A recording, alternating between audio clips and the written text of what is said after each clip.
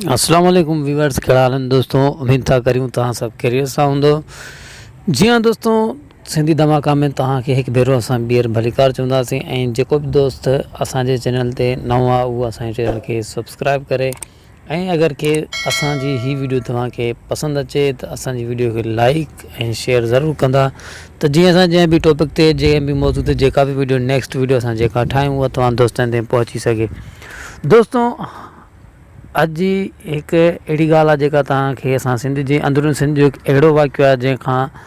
असां तव्हांखे आगाह कंदासीं। सिंध जे मीरपुर ख़ासि लॻ हिकु अकरी चौधगी सॾियो वेंदो आहे। उन जे पेट्रोल पंप ते बीठल ट्रैक्टर जंहिंजो मालिक बिरोही क़ौम सां तालुक़ु रखंदड़ आहे, उनजो चवणु आहे त हिकु शख़्स अदनान अब्बासी नाले जेको ज़हनी तवाज़ुन ख़राबु हुजण जे करे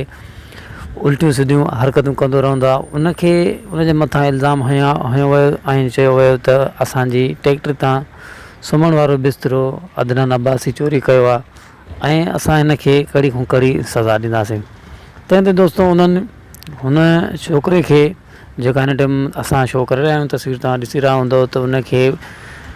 खट जी वाॻण सां ॿधी करे ऐं उन ते तशदुद कयो वियो तमामु घणो, ऐं उनखे कोका खणी लोहनि कोकनि सां सुराख़ कढिया वञनि पिया जिस्म ते, ऐं उन खां अलावा बि उनखे काफ़ी टॉर्चर जो निशानो बणायो वियो ऐं तमामु घणो तशदुद कयो वियो। दोस्तों, असांजी सिंध जो मक़सदु इहो न हूंदो। असांजे सिंध जा जेके बि रहवासी हूंदा सो उहे पंहिंजे सिंध जे मथां जान क़ुर्बान कंदा हुआ, न कि हीअं छोटी कंहिं ॻाल्हि जे करे, कंहिं नंढड़ी ॻाल्हि जे करे कंहिं बि मासूम ऐं माज़ूर खे पकिड़े करे एतिरी सज़ा ॾियणु तमामु हिकु ॾुख ऐं अफ़सोस जहिड़ी ॻाल्हि आहे, जंहिंखे ॾिसी करे असांजी जिस्म जा वार उभा थी वेंदा आहिनि। चवंदा आहियूं त काश अल्लाह पाक असांजे अहिड़नि सिंधियुनि खे सुठी सोच ऐं सुठी सम्झ ॾे त जीअं हू हिक ॿिए सां प्यार ऐं मुहबत सां रहनि, ऐं न ई वरी असां को अहिड़ो सिंधी जेको कंहिं बि अगरि मुश्किलात में कंहिं अहिड़े मुश्किल वक़्त में फाथल आहे त हिक ॿिए जी मदद करे खेनि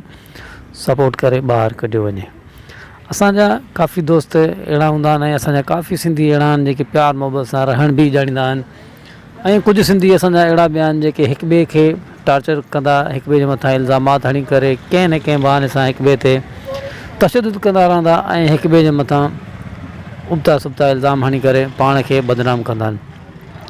दोस्तों, सिंध जी महिमान नवाज़ी सॼी दुनिया में मशहूरु हूंदी आहे ऐं सिंध टोपी अजरक डे बि तमामु असांजे पूरी वर्ल्ड में मल्हायो वेंदो आहे, ऐं असांजी सिंध क़ौम जेका सिंधी क़ौम आहे उनखे तमामु घणो एतिराम ॾिनो वेंदो आहे। ॿाहिरि मुल्कनि ताईं बि असांजी सिंध जो नालो रोशन हूंदो आहे। अगरि असांजी सिंध में अहिड़ा वाक़ियात पेश ईंदा आहिनि त तमामु ॾुख ऐं अफ़सोस थींदो आहे, ऐं बसि अल्फाज़ न हूंदा आहिनि जेके अहिड़नि मौज़ुनि ते ॻाल्हाया वञनि, तमामु अफ़सोस हूंदो आहे। ऐं हीअ बुज़ुर्ग जेको तव्हां ॾिसी रहिया आहियो उनखे अकरी पुलिस स्टेशन जे SHO गिरफ़्तार कयो आहे, ऐं असांजी गवर्नमेंट ऑफ सिंध ऐं गवर्नमेंट उन इलाइक़े जी जेको बि आहे उनखे असांजी इहा ई अपील हूंदी त महिरबानी करे हिन मासूम खे इंसाफ़ ॾिनो वञे ऐं हिन सां अदल इंसाफ़ कयो वञे, त हिन कुराड़े खे जेको बुज़ुर्ग शख़्स आहे उनखे कड़ी खां कड़ी सज़ा ॾिनी वञे, त जीअं नेक्स्ट आईंदा कंहिं बि माज़ूर कंहिं बि ग़रीब ते एतिरो को बि हमलावर न थिए, न ई उन ते तशदुद करे। ठीकु आहे दोस्तों, इहा ई ॻाल्हि हुई जेका तव्हां दोस्तनि सां शेयर करणी हुई, ऐं अगरि तव्हांखे असांजी वीडियो पसंदि आई हुजे त असांजी वीडियो खे लाइक शेयर ऐं असांजे चैनल खे सब्सक्राइब ज़रूरु कंदा, ऐं अॻिली वीडियो ते ॾींदा असांखे इजाज़त। दुआ में यादि। अल्लाह हाफ़िज़।